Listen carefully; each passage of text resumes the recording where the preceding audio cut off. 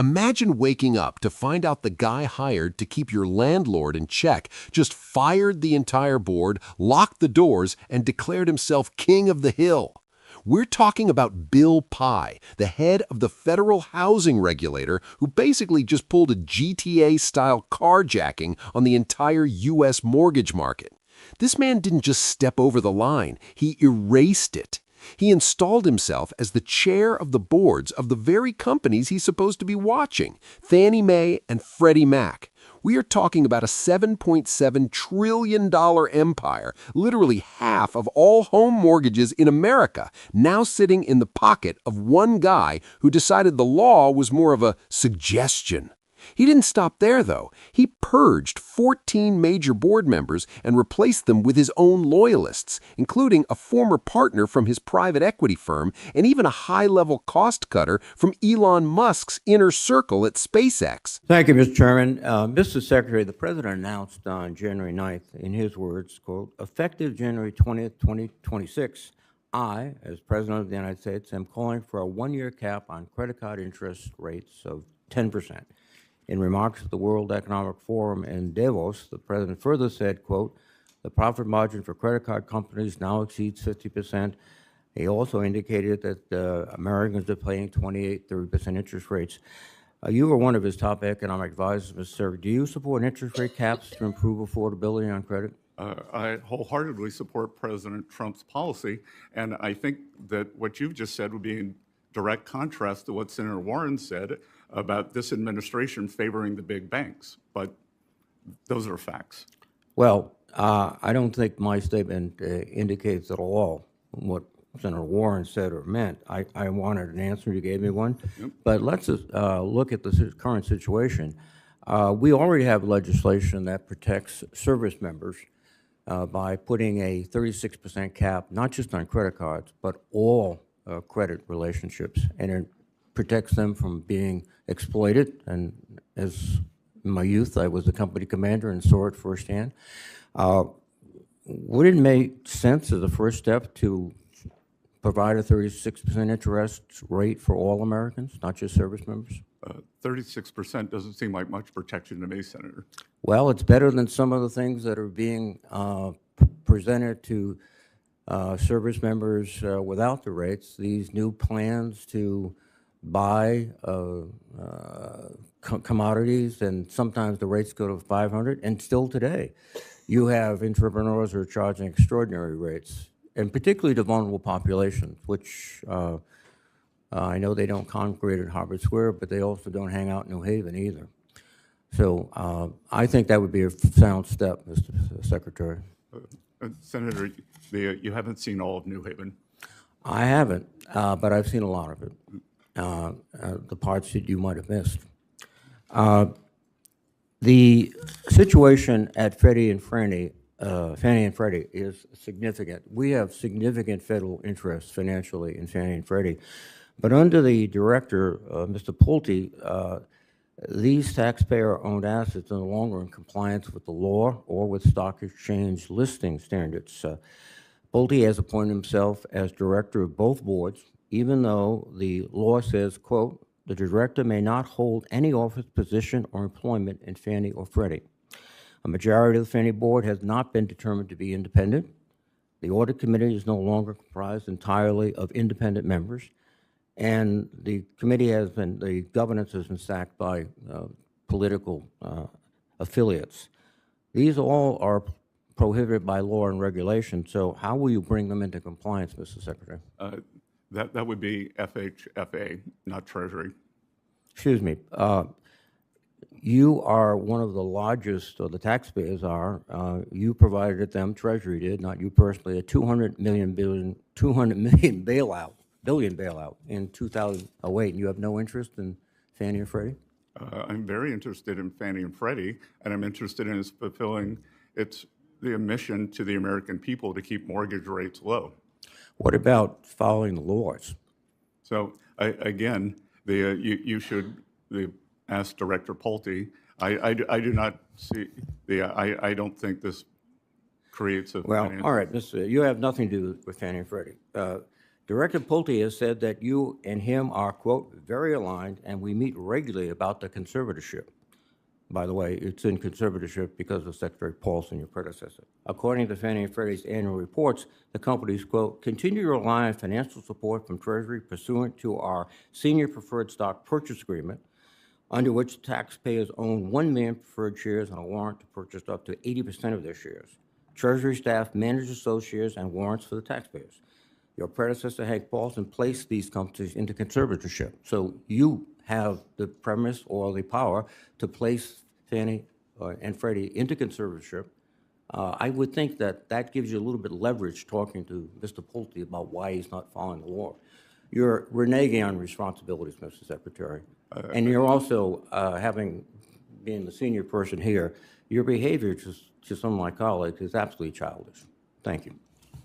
This isn't just a management change. It's a full-blown boardroom coup designed to silence anyone who actually knows how to read a compliance manual. The main character syndrome here is off the charts. Every single claim I'm making is backed by statutory text that says this move is 100% illegal. According to 12 U.S.C. Section 4512, the director cannot hold any office or position in any companies he regulates, period. It's a black and white rule meant to keep the foxes out of the henhouse. But Pai, he's acting like an industry plant for the elite, dismantling the safeguards that were put in place after the 2008 crash to make sure we all didn't lose our shirts again. This is the ultimate PR masterclass in gaslighting the public. They want you to believe this is just efficiency and slashing bureaucracy, but when you look at the receipts, it looks a lot more like a hostile takeover of taxpayer-funded assets. We're talking about companies that only exist today because we, the taxpayers, bailed them out to the tune of $187.5 billion. And now the guy in charge is treating them like his personal playground, while the rest of us are struggling to pay rent. The adrenaline hit comes when you realize the timing. While you were scrolling or trying to figure out why your grocery bill is doubling, these guys were in a smoke-filled room, metaphorically or maybe literally, deciding that independent oversight was too boring for their new vision. They put dozens of staff members on leave, the people whose actual job is to make sure your mortgage doesn't turn into a toxic asset. This fall-off needs to be studied because it's a masterclass in how to dismantle a democracy from the inside out using legal jargon and boring-sounding committee hearings. If you've ever wondered why housing feels like an impossible dream, look no further. This is the blueprint for how the elites ensure you stay a permanent renter while they gamble with the foundation of the economy. But here's the open loop that should keep you up at night. Why now? Why would Pai risk a federal investigation and a GAO probe just to sit in these specific chairs? There is something much bigger than efficiency happening behind these closed doors. We're talking about a move so bold that even the most cynical DC insiders are looking at each other saying, wait, can he actually do that? The receipts are receding, and they point toward a future where the rules only apply to you, not the people running the $7.7 trillion machine. This is the dark reality that the mainstream media is too scared to touch because it involves their biggest donors and their most powerful allies. We're just getting started. Now, let's get into the room where it happened. Picture the Senate Banking Committee on February 5th. The air is thick with that high-stakes D.C. tension because Treasury Secretary Scott Bessent is in the hot seat. This is the guy who manages the nation's checkbook, and Senator Jack Reed is coming at him with receipts that are absolutely glowing. Reed lays it out. Taxpayers are on the hook for billions. The law is being ignored by the housing regulator, and the entire governance of Fannie and Freddie has been sacked. And what does the most powerful financial officer in the country do? He hits the ultimate eject button. He looks Reed in the eye and essentially says, "Not my department. Go talk to the guy who's actually breaking the rules." It's a masterclass in dodging accountability while wearing a suit that costs more than your monthly mortgage payment.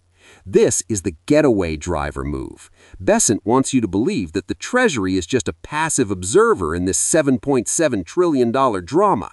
But here's the insider truth they don't want you to Google.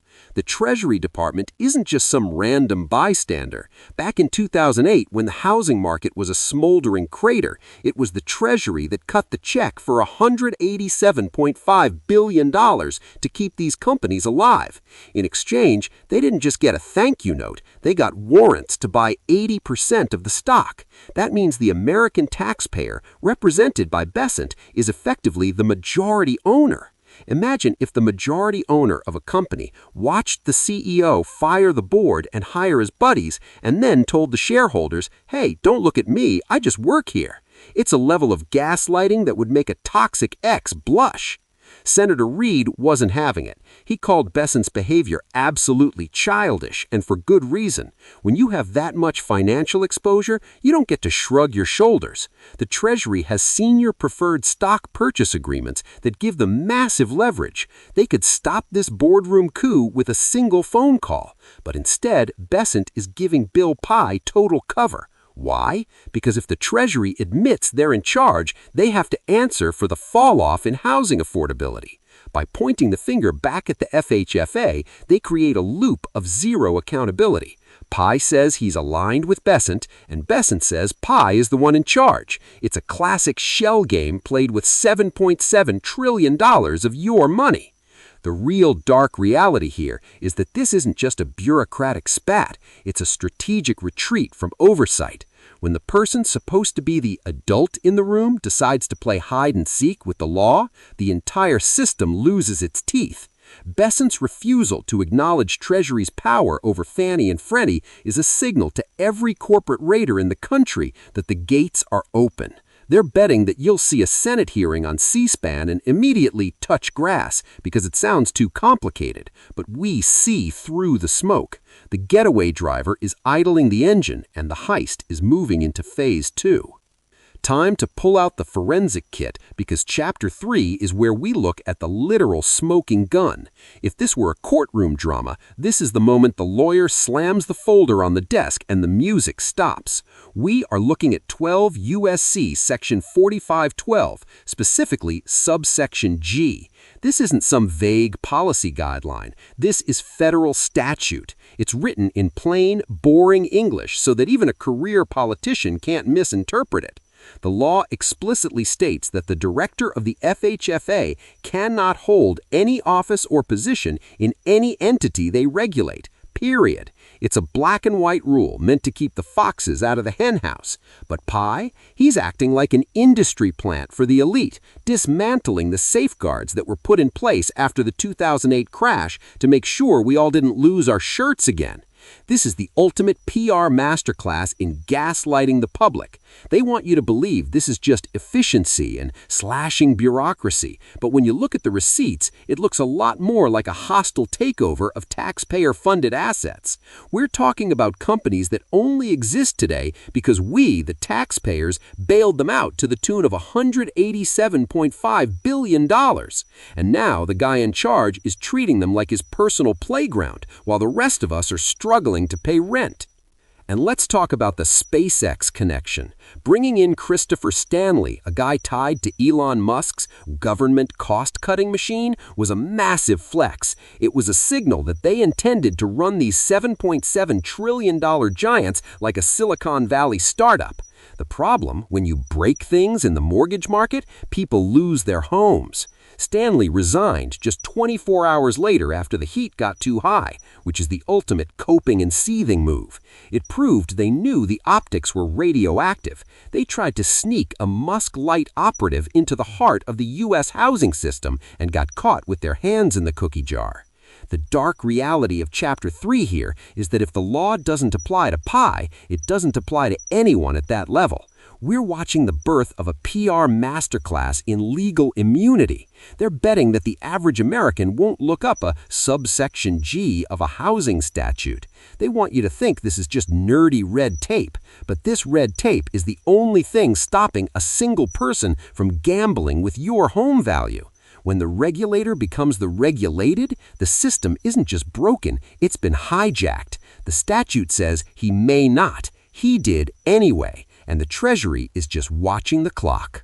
Buckle up, because this is where the efficiency mask slips and reveals the actual nightmare. While Bill Pye was busy clearing out the boardrooms, a new idea started leaking out of the inner circle that sounds like a win for affordability, but is actually a financial death sentence: the 50-year mortgage.